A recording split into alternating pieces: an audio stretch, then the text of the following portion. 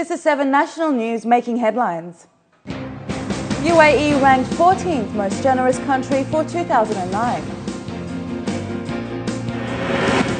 Demand for UAE healthcare professionals on the rise. And efforts to cool Japan's nuclear reactors continue.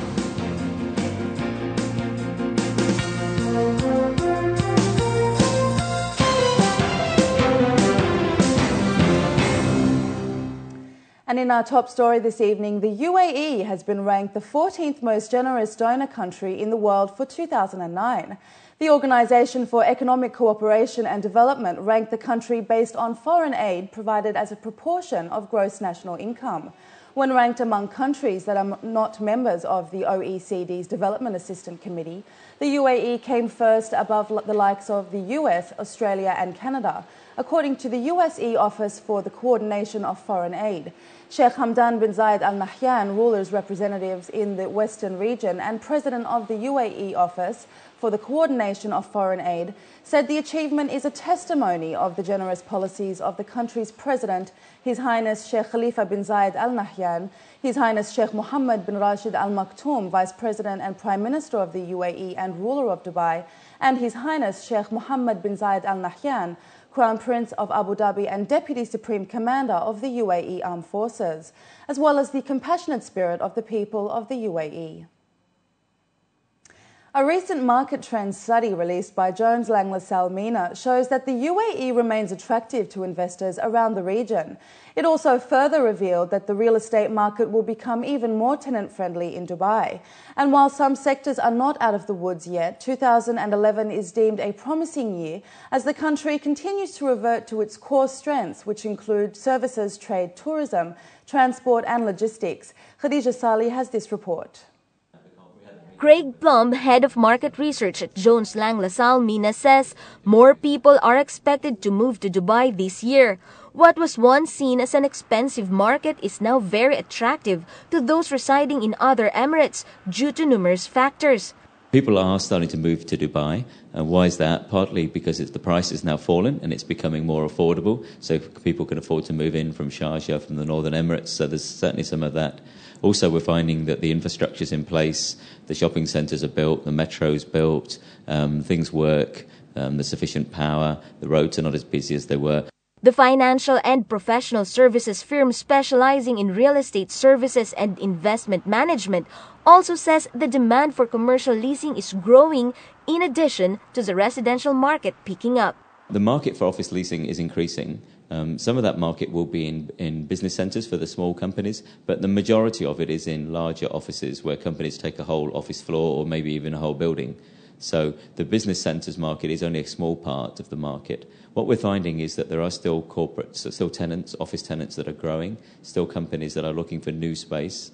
And as that price of that space has fallen and as the quality of the space starts to increase, we think there will be more leasing activity in the Dubai market in 2011 than there has been for the last 1 to 2 years. The market trends further predicted that the UAE's robust trade sector will play a major role in the economy's comeback.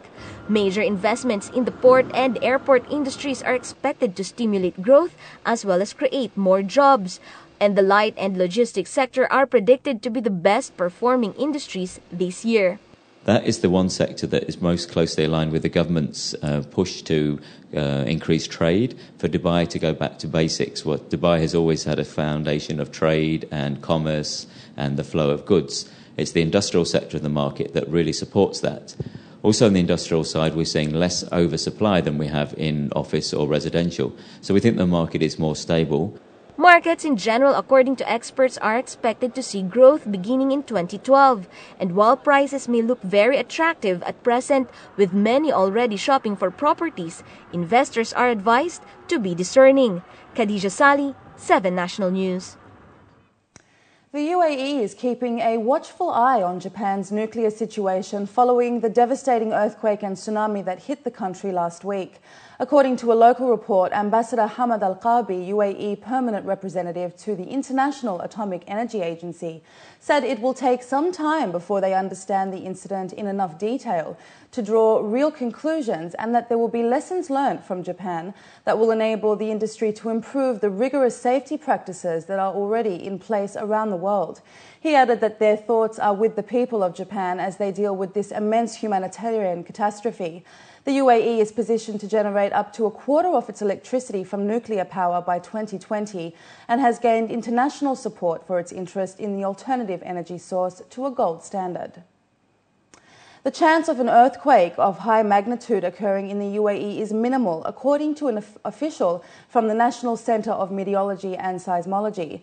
Khamis Al-Shamsi, seismic expert at the NCMS, underlined that although the UAE is situated close to a seismically active region, the country has never witnessed an earthquake above 5.5 on the Richter scale.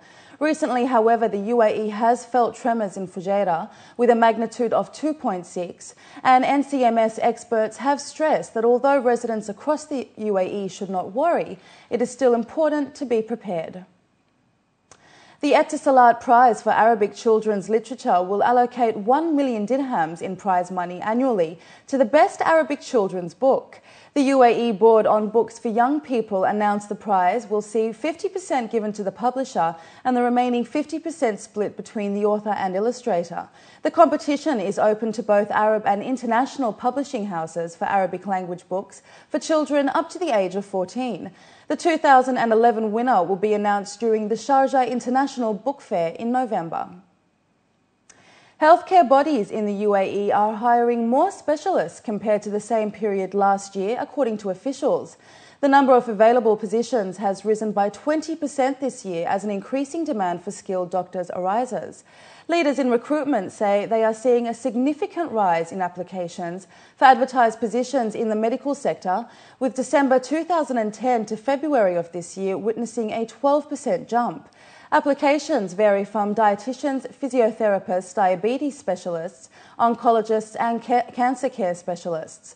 Experts predict the GCC region will see hospital beds more than double by 2025 and more than up to 400 new hospitals to come online in the Gulf region in the next 5 years. Looking abroad now, Japanese authorities continue to spray water on the Fukushima Daiichi nuclear power plant today in a desperate attempt to cool down overheated fuel rods. Exhausted engineers attached a power cable to outside of Japan's tsunami-crippled nuclear power plant, hoping to get water pumps going that would cool down overheated fuel rods and prevent the deadly spread of radiation. Working inside a 20-kilometre evacuation zone, nearly 300 engineers were focused on trying to find a solution by restoring power to pumps in 4 of the reactors. According to company officials, another 1,480 metres of cable is being laid inside the complex before engineers try to crank up the coolers at reactor number 2, followed by numbers 1, 3 and 4 this weekend. If that fails, one option under consideration is to bury the 40-year-old power plant in sand and concrete to prevent a catastrophic radiation release. Britain's Prince William toured parts of flood and cyclone-hit Queensland on Saturday and met with local residents recovering from last summer's natural disasters. The Prince was transported by Black Hawk helicopter to several locations where he greeted survivors of Cyclone Yasi and massive floods in late December and early January. The Prince's last visit to Australia was back in January of last year. Locals were thrilled to see the second in line to the British throne and called his visit uplifting. Prince William is scheduled to continue his tour of flood-ravaged areas on Sunday in Victoria. Very good, and it's been a great visit, I think, for people to give them a bit of a lift. We've all been so depressed, even the last few weeks, because nothing's happening, and this has just been a big uplifting thing for all of us. Up next, we have the day's business news, so stay with us.